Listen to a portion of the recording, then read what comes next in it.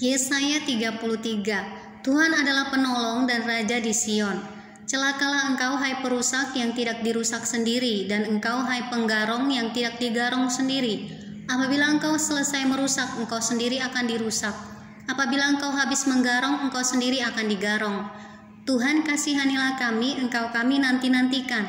Lindungilah kami setiap pagi dengan tangan-Mu. Ya, selamatkanlah kami di waktu kesesakan. Waktu mendengar suara gemuruh ketika engkau bangkit, larilah bangsa-bangsa dan bercerai-berailah suku-suku bangsa.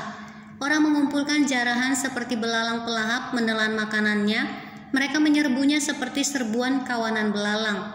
Tuhan tinggi luhur sebab Ia tinggal di tempat tinggi. Ia membuat Sion penuh keadilan dan kebenaran.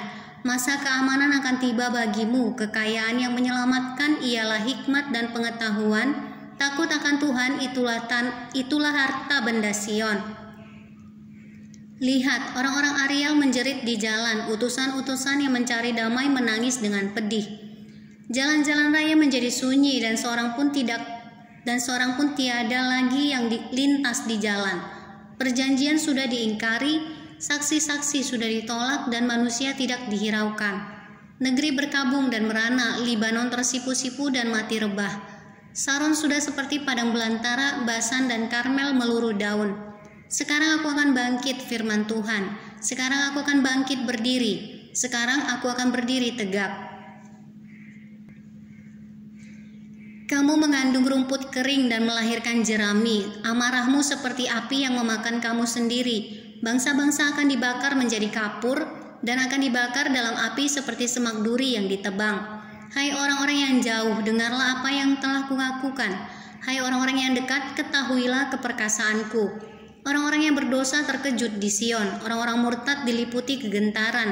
Mereka berkata, siapakah di antara kita yang dapat tinggal dalam api yang menghabiskan ini? Siapakah di antara kita yang dapat tinggal di perapian yang abadi ini? Orang yang hidup dalam kebenaran, yang berbicara dengan jujur, yang menolak untung hasil pemerasan, yang mengebaskan tangannya supaya jangan menerima suap, yang menutup telinganya supaya jangan mendengarkan rencana penumpahan darah, yang menutup matanya supaya jangan melihat kejahatan. Dialah seperti orang yang tinggal aman di tempat-tempat tinggi, bentengnya ialah kubu di atas bukit batu, rotinya disediakan, air minumnya terjamin. Engkau akan memandang raja dalam semaraknya, akan melihat negeri yang terbentang jauh. Dalam hatimu engkau akan memikirkan kengerian yang sudah-sudah. Sudah lenyapkah juru hitung, sudah lenyapkah juru timbang, dan sudah lenyapkah orang yang menghitung menara-menara? Tidak lagi akan kau lihat bangsa yang biadab itu, bangsa yang logatnya samar sehingga tidak dapat dipahami, yang bahasanya gagap sehingga tiada yang mengerti.